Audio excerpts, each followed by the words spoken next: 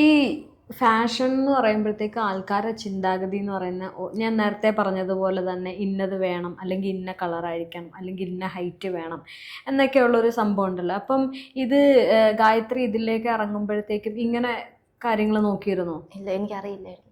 അറിയില്ലായിരുന്നു. ഹൈറ്റിന്റെ കൺസേൺ ഇപ്പോഴും ഉണ്ട് ചില കമ്പനിക്ക്. അല്ലെ, കാരണം ഞാൻ ഇത് പറയാൻ ഗായത്രിയുടെ ആ ഒരു 5 മില്യൺ വീഡിയോയുടെ ഫ്രണ്ടിൽ ഒരു ഫോട്ടോ ഇട്ടിട്ടുണ്ട്. അത് പഴയ ഒരു ഫോട്ടോയാ. ആ ഫോട്ടോയിൽ നിന്ന് ഒരുപാട് ട്രാൻസ്ഫോർമേഷൻ ആയിട്ടാണ് ഇപ്പൊ എൻ്റെ മുന്നിൽ ഒരാൾ ഇരിക്കുന്നത്. കാരണം ഒരു പഴയ ലുക്കും പുതിയൊരു ലുക്കും. അപ്പൊ ആ ഒരു ജേർണിയിൽ ഈ ഒരു സംഭവം ഉണ്ടായിരുന്നു? ഇല്ല, ഞാൻ എന്താ പറയാ, ഞാൻ അങ്ങനെ സ്കിൻ കെയർ ചെയ്യുന്നതല്ല, എൻ്റെ സ്കിൻ ടോൺ ബെറ്റർ ആകാൻ അങ്ങനെ ചെയ്യുന്ന ഒരാളേ അല്ല. ഞാൻ ഇപ്പോൾ പ്രോപ്പറായിട്ട് സ്കിൻ കെയർ ചെയ്യാൻ തുടങ്ങിയിട്ട് 2 മാസം ആയതേ ഉള്ളൂ. ഒരു സൺസ്ക്രീൻ മേടിച്ചിട്ട് 2 മാസം ആവുന്നുള്ളൂ. ഞാൻ അങ്ങനെ ഒന്നും ചെയ്തിട്ടില്ല. ഈ അറിഞ്ഞുകൂടാ ഞാൻ എങ്ങനെ ഇത്രയും ബെറ്റർ ആയത് എനിക്കറിയില്ല. ഫസ്റ്റ് ഓഫ് ഓൾ അറിഞ്ഞുകൂടാ. പിന്നെന്താ, എനിക്കൊരിക്കലും എൻ്റെ സ്കിൻ ടോണിൽ നിന്ന് അപ്ഗ്രേഡ് ചെയ്യണമെന്ന് ഒട്ടും ആഗ്രഹമില്ല. ഇത് നല്ല സ്കിൻ ടോൺ ആണ്. എനിക്കിത് ഭയങ്കര ഇഷ്ടമാണ്. ഞാൻ കംഫർട്ടാണ് ഇപ്പൊ ഇതിൽ തന്നെ മെയിൻറ്റെയിൻ ചെയ്ത് പോകണം. എനിക്ക് വരുമ്പോ ഹൈറ്റിന് കൺസേൺ ഉണ്ട്, വെയിറ്റിന് കൺസേൺ, ഇതൊന്നും അറിയില്ലായിരുന്നു.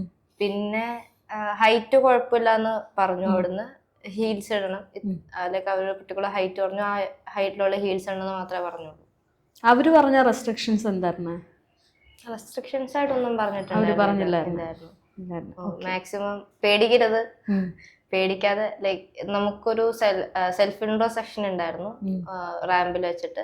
അപ്പൊ അത് പേടിക്കാതെ പറയുക, പ്രസന്റ് ചെയ്യുക, നിന്നെ കൊണ്ട് പറ്റുന്ന മാക്സിമം ചെയ്യുക എന്നുള്ള രീതി അവിടുന്ന് പറഞ്ഞോളൂ.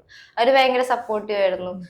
ദയമാമാണെങ്കിലും ബാക്കിയുള്ള ഞങ്ങളുടെ കൊറിയോഗ്രാഫർ റെയ്ബിൻ റാഫേലിനായിരുന്നു പേര്, പുള്ളിയാണെങ്കിലും എല്ലാരും ഭയങ്കര സപ്പോർട്ടായിരുന്നു.